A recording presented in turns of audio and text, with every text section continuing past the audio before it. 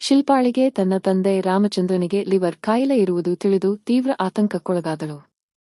Doctor, ಚಿಕಿತ್ಸೆಗೆ 5 ಲಕ್ಷ ಬೇಕು, 1 ವಾರದಲ್ಲಿ ಹಣದ ವ್ಯವಸ್ಥೆ ಮಾಡದಿದ್ದರೆ ಬದುಕುವುದಿಲ್ಲ ಎಂದು ಹೇಳಿದಾಗ ಶಿಲ್ಪಾಳ ಹೃದಯ ನುಚ್ಚುನೂರಾಯಿತು. ಕೆಲಸವಿಲ್ಲದ ಅವಳಿಗೆ ತನ್ನ ತಂದೆಯನ್ನು ಬಿಟ್ಟರೆ ಈ ಪ್ರಪಂಚದಲ್ಲಿ ಬೇರೆ ಯಾರೂ ಇರಲಿಲ್ಲ.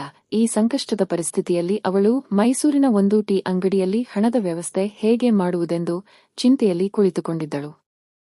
ಅದೇ ಸಮಯಕ್ಕೆ ಒಂದು ದೊಡ್ಡ ಕಾರಿನಲ್ಲಿ ರಾಜೇಶ್ ಎಂಬ ವ್ಯಕ್ತಿ ಅಲ್ಲಿಗೆ ಬರುತ್ತಾನೆ. ಶಿಲ್ಪಾಳ ಪಕ್ಕ ಕುಳಿತಿದ್ದ ಒಬ್ಬ ಯುವಕ ರಾಜೇಶನ ಬಳಿ ಓಡಿ ಹೋಗುತ್ತಾನೆ. ಆಗ ರಾಜೇಶ್ ಆತನಿಗೆ ಲಕ್ಷಗಟ್ಟಲೆ ಹಣ ಕೊಟ್ಟು, ನಮ್ಮ ಸ್ಪೆಷಲ್ ಸರ್ವಿಸ್ ಕಂಪನಿಯ ಹೆಸರನ್ನು ಎತ್ತರಕ್ಕೆ ಏರಿಸಿದೆ.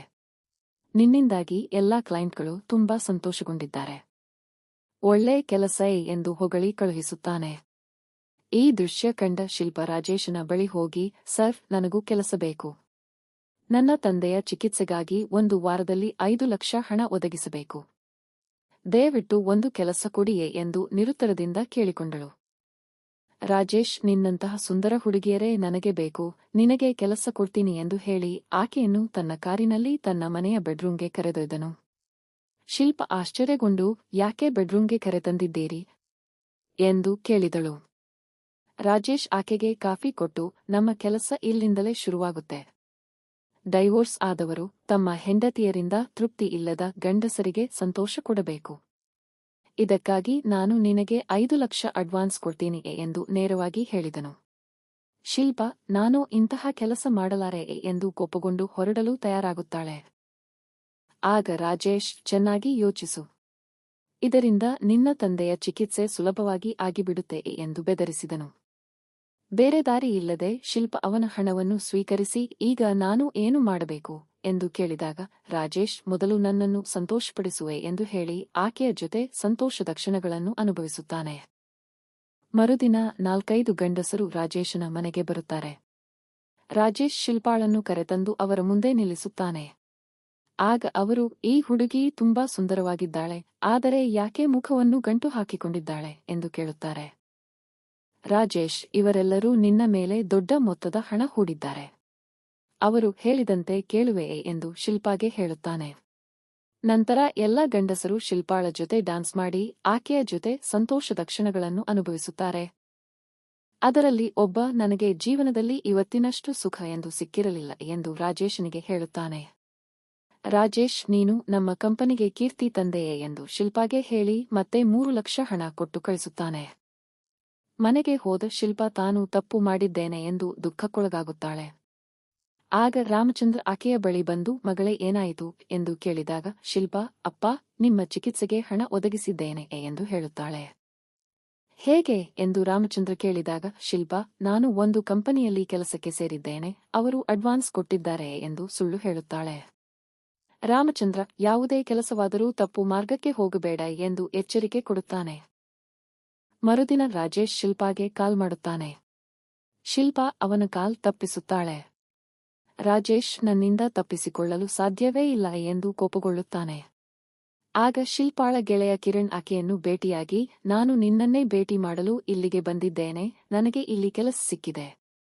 ಈಗ ನನ್ನ ಗೆಳೆಯನ ಮನೆಯಲ್ಲಿ ಇದ್ದೇನೆ ಎಂದು ಹೇಳಿ ರಾಜೇಶನ ಭೇಟಿಯಾಗಿಸುತ್ತಾನೆ. ಶಿಲ್ಪಾಗೆ ಆಘಾತವಾಗುತ್ತದೆ. ಇವನು ನಿನ್ನ ಗೆಳೆಯನ ಎಂದು ರಾಜೇಶ್ ಕಿರಣನನ್ನ ಕೇಳುತ್ತಾನೆ. ಕಿರಣ್, ಶಿಲ್ಪ, ಇವನಿಗೆ ನಿನ್ನ ಬಗ್ಗೆ ಈಗಾಗಲೇ ಗೊತ್ತಿರಬೇಕು ಎಂದು ಕೇಳಿದಾಗ ರಾಜೇಶ್, ಇಲ್ಲ, ಗೊತ್ತಿಲ್ಲ ಎಂದು ಸುಳ್ಳು ಹೇಳುತ್ತಾನೆ. ರಾತ್ರಿ ಡಿನ್ನರ್ಗೆ ಬರುವಂತೆ ರಾಜೇಶ್ ಶಿಲ್ಪಾಳನ್ನು ಕರೆಯುತ್ತಾನೆ. ಶಿಲ್ಪ ಒಪ್ಪದಿದ್ದರೂ ಕಿರಣ್ ಒತ್ತಾಯಿಸಿ ಒಪ್ಪಿಸುತ್ತಾನೆ. ರಾತ್ರಿ ಶಿಲ್ಪ ರಾಜೇಶನ ಮನೆಗೆ ಹೋಗುತ್ತಾಳೆ. ಊಟದ ವೇಳೆ ರಾಜೇಶ್ ಶಿಲ್ಪಾಳ ಜೊತೆ ಫ್ಲರ್ಟ್ ಮಾಡಲು ಶುರು ಮಾಡುತ್ತಾನೆ. ಕಿರಣ್, ನೀನೀಗ ಯಾವ ಕಂಪನಿಯಲ್ಲಿ ಕೆಲಸ ಮಾಡುತ್ತಿದ್ದೀಯಾ ಎಂದು ಶಿಲ್ಪಾಳನ್ನು ಕೇಳಿದಾಗ ಶಿಲ್ಪ ಮೌನವಾಗುತ್ತಾಳೆ. ರಾಜೇಶ್, ಶಿಲ್ಪ ತುಂಬಾ ಸುಂದರವಾಗಿದ್ದಾಳೆ, ಖಂಡಿತ ದೊಡ್ಡ ಕಂಪನಿಯಲ್ಲೇ ಕೆಲಸ ಮಾಡುತ್ತಿರಬೇಕು ಎಂದು ಹೇಳುತ್ತಾನೆ. ಬೆಡ್ರೂಮ್ನಲ್ಲಿ ಕಿರಣ್, ನಾನು ನಿನಗಾಗಿಯೇ ಇಲ್ಲಿಗೆ ಬಂದಿದ್ದೇನೆ, ನಿನ್ನನ್ನು ಬಿಟ್ಟು ಇರಲಾರೆ ಎಂದು ಶಿಲ್ಪಾಗೆ ಹೇಳುತ್ತಾನೆ. ಶಿಲ್ಪ, ನನಗೂ ಅದೇ ಭಾವನೆಯೇ ಎಂದು ಹೇಳಿದರೂ ಕಿರಣ್ ರೊಮ್ಯಾನ್ಸ್ ಮಾಡಲು ಹೋದಾಗ ಶಿಲ್ಪ ಮಧ್ಯದಲ್ಲಿ ತಡೆಯುತ್ತಾಳೆ. ನೀನು ಯಾಕೆ ಇಷ್ಟೊಂದು ಚಿಂತೆಯಲ್ಲಿದ್ದೀಯಾ ಎಂದು ಕಿರಣ್ ಕೇಳಿದಾಗ ಶಿಲ್ಪ, ಏನಿಲ್ಲ ಎಂದು ಹೇಳಿ ಅವನಿಗೆ ಸಂತೋಷದ ಕ್ಷಣಗಳನ್ನು ಕೊಡುತ್ತಾಳೆ. ನಂತರ ಕಿರಣ್ ಫ್ರೆಶ್ ಆಗಲು ಹೋಗುತ್ತಾನೆ. ರಾಜೇಶ್ ಶಿಲ್ಪಾಳನ್ನು ತನ್ನ ರೂಂಗೆ ಕರೆದು ನಾಳೆ ಮತ್ತೊಬ್ಬ ಕ್ಲೈಂಟ್ ಬೆಳಿಗ್ಗೆ ಬರುತ್ತಾನೆ ಎಂದು ಹೇಳುತ್ತಾನೆ. ಶಿಲ್ಪಾ, ನಾನು ಇನ್ನೂ ಈ ಕೆಲಸ ಮಾಡಲಾರೆ ಎಂದು ಹೇಳಿದಾಗ ರಾಜೇಶ್ ಆಕೆಯ ಖಾಸಗಿ ವಿಡಿಯೋವನ್ನು ತೋರಿಸಿ, ನಾನು ಹೇಳಿದಂತೆ ಕೇಳದಿದ್ದರೆ ಈ ವಿಡಿಯೋ ವೈರಲ್ ಮಾಡಿಬಿಡ್ತೀನಿ ಎಂದು ಬೆದರಿಸುತ್ತಾನೆ. ದುಃಖದಿಂದ ಕುಗ್ಗಿದ ಶಿಲ್ಪಾ ಮನೆಗೆ ಹೋಗಿ ಚಿಂತೆಯಲ್ಲಿ ಕುಳಿತುಕೊಳ್ಳುತ್ತಾಳೆ. ಮರುದಿನ ಕಿರಣ್ ಶಿಲ್ಪಾಳ ಮನೆಗೆ ಬರುತ್ತಾನೆ. ರಾಮಚಂದ್ರ, ಮಗಳೇ, ನೀನು ಇಂತಹ ಕೆಲಸಕ್ಕೆ ಹೋಗಿದ್ದೀಯಾ? ನೀನು ದಾರಿ ತಪ್ಪುವೆ ಎಂದು ನಾನು ಯೋಚಿಸಿರಲಿಲ್ಲ ಎಂದು ಹೇಳುತ್ತಾನೆ. ಶಿಲ್ಪಾ ರಾಜೇಶ್ ಎಲ್ಲವನ್ನೂ ತಿಳಿಸಿಬಿಟ್ಟಿರಬೇಕು ಎಂದು ಭಯಗೊಳ್ಳುತ್ತಾಳೆ. ಆದರೆ ರಾಮಚಂದ್ರ ತಮಾಷೆ ಮಾಡಿ, ಕಿರಣ್ಣನ್ನು ನಾನು ಒಪ್ಪಿಕೊಂಡಿದ್ದೇನೆ, ನೀನು ಇವನನ್ನೇ ಮದುವೆಯಾಗುವೆ ಎಂದು ಹೇಳುತ್ತಾನೆ. ರಾಜೇಶ್ ಮತ್ತೆ ಕೆಲ ಗಂಡಸರನ್ನು ಸೇರಿಸಿ ಶಿಲ್ಪಾಳನ್ನು ಕರೆಯುತ್ತಾನೆ. ಶಿಲ್ಪಾ, ಇನ್ಮೇಲೆ ಈ ಕೆಲಸ ಮಾಡಲಾರೆ, ದಯವಿಟ್ಟು ನನ್ನನ್ನು ಬಿಟ್ಟುಬಿಡಿ ಎಂದು ಕೇಳಿಕೊಳ್ಳುತ್ತಾಳೆ. ರಾಜೇಶ್, ನಾನು ಹೇಳಿದಂತೆ ಕೇಳದಿದ್ದರೆ ನಿನ್ನ ವಿಡಿಯೋ ವೈರಲ್ ಆಗುತ್ತೆ ಎಂದು ಬೆದರಿಕೆ ಹಾಕುತ್ತಾನೆ. ಆಗ ಗಂಡಸರು, ಯಾಕೆ ನಮ್ಮನ್ನು ಇಷ್ಟು ಕಾಯಿಸುತ್ತಿದ್ದೀರಿ? ಮೊನ್ನೆ ಗುಂಪಾಗಿ ಎಂಜಾಯ್ ಮಾಡಿದ್ವಿ, ಇವತ್ತು ಒಬ್ಬೊಬ್ಬರಾಗಿ ಸಂತೋಷ ಪಡೋಣ ಎಂದು ರಾಜೇಶ್ನಿಗೆ ಹೇಳುತ್ತಾರೆ. ಒಬ್ಬೊಬ್ಬರಾಗಿ ಶಿಲ್ಪಾಳ ಜೊತೆ ಸಂತೋಷದ ಕ್ಷಣಗಳನ್ನು ಅನುಭವಿಸುತ್ತಾರೆ. ನಂತರ ಅವರೆಲ್ಲರೂ ಮೊನ್ನೆಗಿಂತ ಇವತ್ತು ತುಂಬಾ ಸುಖ ಸಿಕ್ಕಿತು ಎಂದು ರಾಜೇಶ್ನಿಗೆ ಹೇಳುತ್ತಾರೆ. ಖುಷಿಯಾದ ರಾಜೇಶ್, ನಿನ್ನ ಸರ್ವೀಸ್ ಇವತ್ತು ಇನ್ನೂ ಚೆನ್ನಾಗಿತ್ತು ಎಂದು ಶಿಲ್ಪಾಗೆ ಹೆಚ್ಚಿನ ಹಣ ಕೊಡುತ್ತಾನೆ. ಆದರೆ ಶಿಲ್ಪಾ, ನಿನ್ನ ಹಣ ನೀನೇ ಇಟ್ಟುಕೋ ಎಂದು ಬೈದು ಹಣವನ್ನು ವಾಪಸ್ ಕೊಟ್ಟು ಅಲ್ಲಿಂದ ಹೊರಟು ಹೋಗುತ್ತಾಳೆ. ರಾಜೇಶನಿಗೆ ಎಲ್ಲರ ಮುಂದೆ ಅವಮಾನವಾದಂತಾಗುತ್ತದೆ. ನಂತರ ಕಿರಣ್, ನಾವಿಬ್ಬರೂ ಬೇಗ ಮದುವೆಯಾಗೋಣ, ಹನಿಮೂನ್ಗೆ ಎಲ್ಲಿಗೆ ಹೋಗೋಣ ಎಂದು ಶಿಲ್ಪಾಳನ್ನು ಕೇಳುತ್ತಾನೆ. ಶಿಲ್ಪಾ, ನನ್ನನ್ನು ನನ್ನ ಪಾಡಿಗೆ ಬಿಟ್ಟುಬಿಡು ಎಂದು ಕೋಪಗೊಂಡು ಹೇಳುತ್ತಾಳೆ. ಕಿರಣ್ ಅಲ್ಲಿಂದ ಹೊರಟು ಹೋಗುತ್ತಾನೆ. ರಾಜೇಶ್, ನೀನು ನನಗೆ ಅವಮಾನ ಮಾಡಿದೆ, ಇದನ್ನು ನಾನು ಸುಮ್ಮನೆ ಬಿಡಲ್ಲ ಎಂದು ಶಿಲ್ಪಾಳ ಮೇಲೆ ಕೋಪಗೊಳ್ಳುತ್ತಾನೆ. ಶಿಲ್ಪಾ ಹಿಂದಿನ ಘಟನೆಗಳನ್ನೆಲ್ಲ ನೆನಪಿಸಿಕೊಂಡು ದುಃಖದಿಂದ ಮನೆಯಲ್ಲಿ ಕುಳಿತುಕೊಳ್ಳುತ್ತಾಳೆ.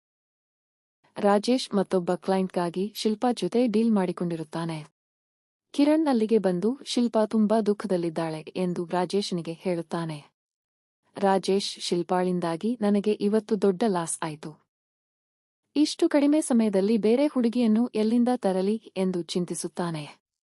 ಆಗ ಶಿವ ಎಂಬ ಯುವಕ ರಾಜೇಶನಿಗೆ ಕಾಲ್ ಮಾಡಿ, ನನಗೆ ಕೆಲಸ ಬೇಕು, ದಯವಿಟ್ಟು ಕೊಡಿಯೇ ಎಂದು ಕೇಳಿಕೊಳ್ಳುತ್ತಾನೆ.